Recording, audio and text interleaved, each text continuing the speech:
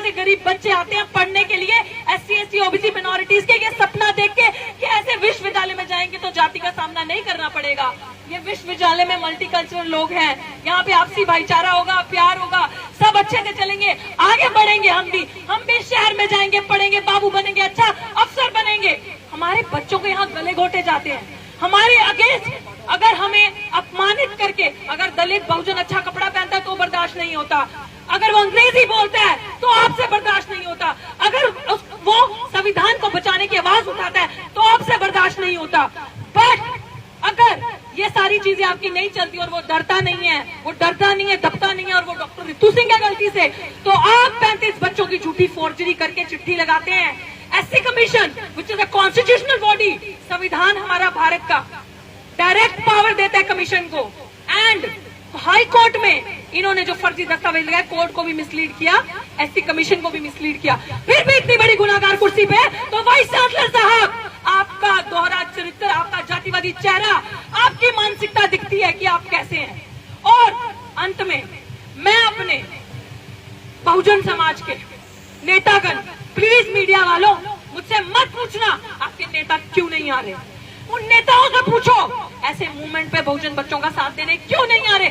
अगर आप मेरी बहनें जो भारत का मान सम्मान शान, मेरी पहलवान बहनें जंतर मंतर में बैठी थी इंसाफ की गुहार लगाने, अगर आप मेरी पहलवान बहनों का आंदोलन में उनको सपोर्ट करने जा सकते हो, तो आपका चेहरा, आपका चरित्र पूरा समाज देख रहा है, बहुजन बच्चे देख रहे हैं कि आप क्या कर रहे हैं। क्यों? क्योंकि मैं जाति से जाट नहीं हूं, इसलिए मैं जाति से उस समाज से आती हूं कि जिनका सदियों से अत्याचार हुआ है, शोषण हुआ है, प्रताड़ना हुई है। ये मेरा कसूर है, ये मेरा कसूर है कि यहाँ पे सच को मेन मीडिया दिखाने नहीं आ रही। आप सबको प्रोटेस्ट की जानकारी सोशल मीडिया से मिली, कहीं किसी दिन यहाँ पे 1000 लोग होते हैं, किसी दिन 2000 होते हैं, किसी दिन 10 लोग होते हैं। संख्या पे मत जाना, हम गरीब लोग हैं, हमारे लोग सुबह कुआं खोते हैं, शाम को पानी पीते हैं। तो जिसको जिस वक्त टाइम मिलता है वो अपनी हाजिरी देने आता है, क्योंकि आप लोग डिसाइड करो इतिहास में आपको सच के साथ खड़े होना है या झूठ के साथ। आपको आपके बच्चे जो सुन रहे हैं वो देख लें कि जब बच्चे, बहुजन बच्चे आगे आए तो ये पन्ना उठाकर देखें तो आपको जूते ना मारे, आपको गालियां ना दे। आप डिसाइड करो कि आपने हिस्ट्री में राइट साइड खड़े होना है या रॉन्ग साइड खड़े होना है। आप क्या मैसेज देना चाहते हो कि जब हमारे बहुजन बच्चे मर रहे थे, हाशिए पे थे, दिल्ली विश्वविद्यालय जैसे प्रसिद्ध विश्वविद्यालयों में उनके साथ जातिगत भेदभाव, प्रताड़ना, मानसिक प्रताड़ना हो रही थी, तो हमने उनका जाके साथ दिया, हमने उनका साथ दिया, उनकी आवाज को बुलंद किया, उनके लिए हम लड़े। ये बात कौन बताएगा? हम संविधान को बचाने निकले थे, हमने संविधान को बचाया था, इंसाफ दिलवाया था। ये बात कौन बताएगा? ये बात आप ही बताओगे ना। हमारे 131 MLA MP पावर में बैठे हैं, अगर आप लोग हट जाओ तो सरकार सत्ता गिर जाए। ये दलित समाज के MLA MP हट जाए तो सरकार गिर जाए। ये मेरा भाई IIT से अभी जो आपने देखा इंस्टीट्यूशनल मर्डर हुआ, 3 सितंबर को हुआ था भाई, 1 सितंबर में जो भाई मेरा अनिल कुमार जिसकी हत्या हुई, इंस्टीट्यूशनल मर्डर। क्योंकि इंस्टीट्यूशनल मर्डर, जो इंस्टीट्यूशनल पेन एवरी डे जिससे मैं जा रही हूँ, जो गुजर रही हूँ, जिस दर्द से, उसका उनके वही मेरे भाई अनिल कुमार ने IIT में ही देखा। और हमारे पास सब सबूत है कि उसके कमरे में कितना खून था। वो सुसाइड नहीं थी, वो पंखे से लटक के मौत नहीं थी, वो सुसाइड नहीं थी, वो मर्डर था। हमारे पास पूरी फुटेज है, पूरी वीडियो है।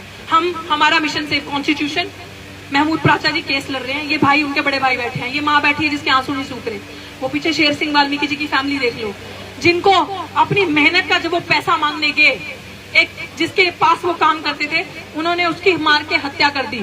ये बच्चियों के बाप, अस्थियां भी अभी तक उन्होंने नहीं भाई न्याय का इंतजार कर रहे हैं। गुड़गांव का केस आप सबने देखा होगा, ऐसे ही दिल्ली कैंट की बच्ची का केस था, दलित बच्ची थी, शमशान घाट के पुजारी ने रेप किया, जिंदा बच्ची को जला दिया, जिंदा बच्ची को न्याय नहीं मिला। इनकी अभी तक SC ST एक्ट में FIR दर्ज नहीं हो रही, हमारे केस दर्ज ही नहीं होते। हम आप लोगों से जो हमें सुन रहे हो, हमें नहीं पता आप किस जाति से हो, किस मजहब से हो। दोस्तों, हम सिर्फ और सिर्फ यहाँ संविधान को बचाने की बात कर रहे हैं। हम चाहते हैं कि आपके समाज को, जो एक गरीब, एक पिछड़ा, एक वो तबका है जिसके साथ सदियों से अत्याचार हुआ है, सदियों से जिसको पानी पीने का अधिकार नहीं था, छूने का अधिकार नहीं था, जिनकी गांव में एक अलग टेरिटरी होती थी, जिनके साथ दिन दिहाड़े अपमान होता था, जिनकी बच्चियों के साथ शोषण होता था, बलात्कार होता था, जो सर उठा के चल नहीं सकते थे, विश्वविद्यालयों में पढ़ नहीं सकते थे। आप हमारे आरक्षण पे सवाल मत करो, पहले हमारा इतिहास देखो। हमारा इतिहास देखो, हमारे पास आज से जब तक देश आजाद हुआ था उसके पहले आरक्षण नहीं था। अभी आरक्षण तो आए कुछ साल हुआ। आपका कोई भाई कमजोर होगा, आपका कोई भाई हैंडीकैप होगा, तो आप उसे लाठी दोगे ना, सहारा दोगे ना आगे चलने के लिए, दोगे ना उसे सहारा आगे चलने के लिए, दोगे उसको कि तू चल, इस चीज से आगे चल ताकि तू मेरे बराबर पहुंच सके, ताकि तू भी ठीक हो सके। वही सहारा, क्योंकि हम सदियों से हैंडीकैप थे, वही सहारा आज आरक्षण के माध्यम से हमें मिला, आगे आके पढ़ने का, सम्मान से जीने का, हमें भी सरकारी नौकरी मिल सके, हम भी आगे उठ सके, हम भी पढ़ सके, हम भी एक रिस्पेक्टेबल लाइफ जी सके। हमारे माँ बाप जो दिन रात अपने हाथों से मैनुअल स्कैवेंजिंग करते हैं, अपने बदन से सीवर में उतरते हैं, कूड़ा गंदगी साफ करते हैं, उनके लिए अधिकार था, उनके लिए अधिकार था, उनको स्पेशल रिप्रेजेंटेशन मिला। इकोनॉमिक नहीं है, सोशल अपलिफ्टमेंट है कि सोशली जो समाज में आपका बहिष्कार हुआ है, जो आपको छूते नहीं है लोग कि हाय हम गंदे हो जाएंगे, हम मैले हो जाएंगे, इनको छू लिया, हम अछूत हो जाएंगे, उस चीज से ऊपर उठने के लिए हमें अधिकार मिला।